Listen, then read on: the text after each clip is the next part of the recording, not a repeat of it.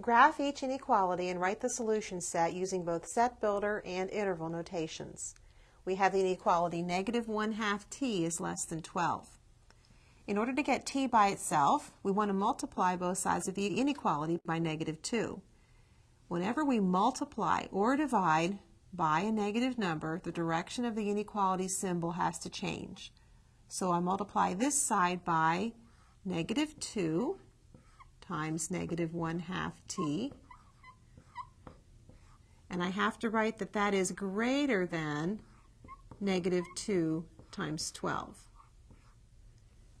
I have then t is greater than negative 24. So my answer solution set will be all values of t that are greater than negative 24.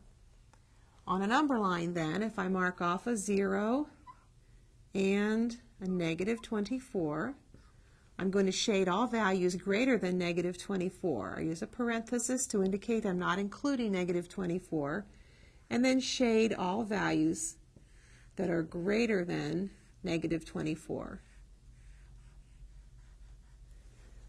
Writing the answer then in set builder notation, I write the set of all t such that t is greater than negative 24, or in interval notation, it's the interval from negative 24, not including negative 24, all the way to positive infinity.